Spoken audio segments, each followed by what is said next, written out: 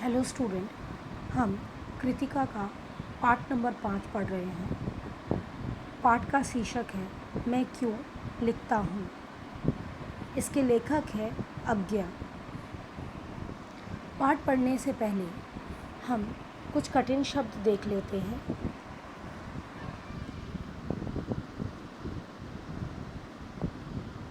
अभ्यंतर मतलब भीतरी। रुद्र फसा, उन्मेष प्रकाश, निमित्त कारण, प्रसूत उत्पन्न, विवशता मजबूरी, तटस्थ किसी भी प्रभाव से दूर, कृतिकार रचनाकार, तकाजा कोई काम करने के लिए बार बार कहना, आत्मानुशासन स्वयं पर अनुशासन, बखानना बढ़ चढ़कर बताना, कदाचित शायद, परिवर्तित बाद में, अपव्यय फालतू खर्च, ज्वलंत जलता हुआ, तत्काल तुरंत, कसर कमी, अवाक आश्चर्य के कारण चुपचाप, भोक्ता अनुभव करने वाला, आकुलता बेचैनी, समूची पूरी, ट्रेजेडी विपत्ति, अनुभूति अनुभव, रेडियोधर्मी रेडियम से संबंधित, विद्रोह विरोध, बौद्धिक बुद्धि से संबंधित, युद्ध काल युद्ध की अवधि, आहत पीड़ित, आत्मसात मतलब ग्रहण करना। आइए हम देखते हैं अब इस पाठ में क्या है। मैं क्यों लिखता हूँ। पाठ में लेखक अपने लिखने के कारण के साथ साथ लेखक के प्रेरणा स्रोत पर भी प्रकाश डाला है। लेखक के अनुसार लिखे बिना लिखने के कारण को नहीं जाना जा सकता है। वह अपनी आंतरिक व्याकुलता से मुक्ति पाना चाहता था। तटस्थ होकर उसे देखना और पहचानने के लिए लिखता है। प्रायः प्रत्येक रचनाकार की अनुभूति ही लेखन के कार्य के लिए प्रेरित करती है। अर्थात जब तक कुछ चीज़ अनुभव नहीं करेगा, आंतरिक तौर से अनुभव नहीं करेगा, तब तक कोई भी रचनाकार नहीं बन सकता या रचनाकार लेखन कार्य नहीं कर सकता।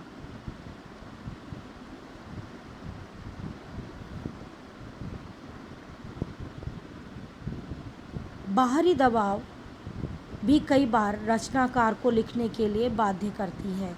इस बाहरी दबाव का संपादकों का आग्रह, प्रकाशक का तकाजा तथा आर्थिक आवश्यकता आदि प्रमुख है। लेखक कहता है कि एक लेखक के लिए, जो रचनाकार है, उसकी रचना के लिए एक तो आंतरिक प्रभाव होता है, जो अंतर मन में कुछ ऐसी चीज़ें चुप जाना या ऐसी चीज़ों से आहत होना या ऐसी चीज़ों से बहुत प्रश्न होना, जो अपने विचारों को वो अपने कलम के द्वारा निकालता है।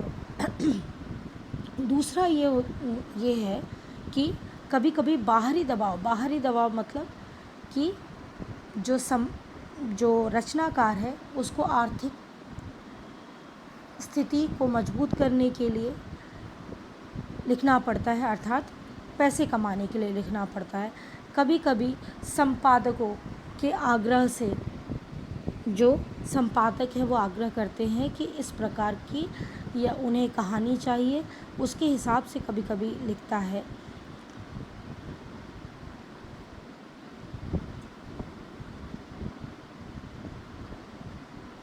लेखक का मत है कि बाहरी दबाव का कम प्रभावित होता है, उसे तो अपनी भीतरी विवशता को लिखने की ओर प्रेरित करता है। उसका मानना है प्रत्यक्ष अनुभव से अनुभूति गहरी चीज़ होती है।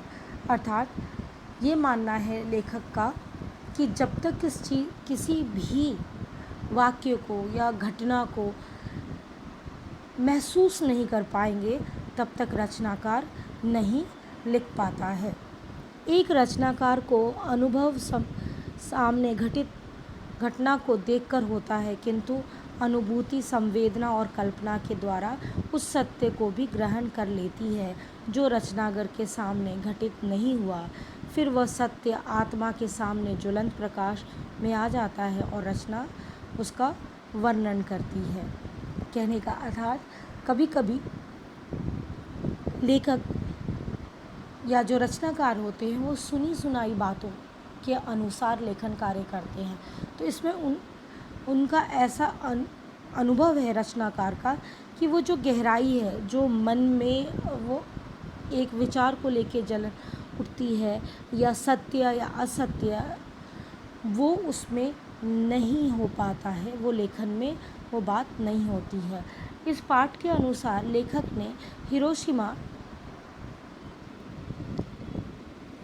में परमाणु बम गिराने से लेके और वहाँ मानव को जो आहत पहुँचाई गई परमाणु बम के गिरने से उसके विचार में भी व्यक्त करता है,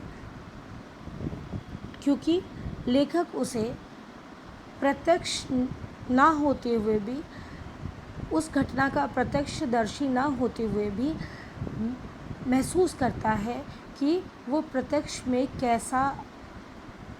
कैसी घटना घटी होगी। लेखक बताता है कि उसके द्वारा लिखित हिरोशिमा नामक कविता में भी ऐसा ही है। एक बार जब वह जापान गया तो वहाँ हिरोशिमा में उसने देखा कि एक पत्थर पे पूरी तरह झुलसा हुआ है, एक पत्थर जो बहुत ही पूरी तरह से झुलसा हुआ है या जला हुआ है, और उस पर एक व्यक्ति की लंबी उजली छाया है। क्योंकि लेखक विज्ञान का विद्यार्थी था, उसे इस बात की जानकारी थी कि रेडियम के प्रभाव से वहाँ पे जब अणुबम गिराया गया होगा तो किस प्रकार का माहौल होगा। उसे देखकर उसने अनुभव लगाया कि हिरोशिमा पर अणुबम गिराया गया होगा तो समय वह व्यक्ति इस पत्थर के पास खड़ा होगा, अणुबम के प्रभाव से वह भाप बनकर उड़ गया होगा, किंतु उसकी छाया उस पत्थर पे ही रही होगी। इस पैराग्राफ में लेखक ये बताने की कोशिश करता है कि वो प्रत्यक्षदर्शी नहीं था, अर्थात कि जब अणुबम गिराया गया तो लेखक ने उसे अपनी आँखों से नहीं देखा, लेकिन जैसा उसने सुना था और विज्ञान का विद्यार्थी होने के कारण उसको जिस अणुबम के बारे में जानकारी थी, जब वो जापान गया और उसने एक जले हुए पत्थर को देखा तो उसने वो अनुभव को प्रत्यक्ष रूप के समान समझा। लेखक को उस झुलसे हुए पत्थर को झकझोर कर रख दिया। वह हिरोशिमा पर गिराए गए अणुबम की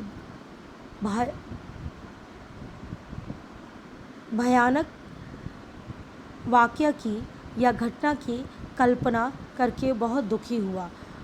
उस समय उसे ऐसा लगा मानो वह उस दुखद घटना के समय वहाँ मौजूद रहा हो। इस त्रासदी से उसके भीतर में जो व्याकुलता पैदा हुई, उसी का परिणाम उसके द्वारा हिरोशिमा पर लिखी गई कविता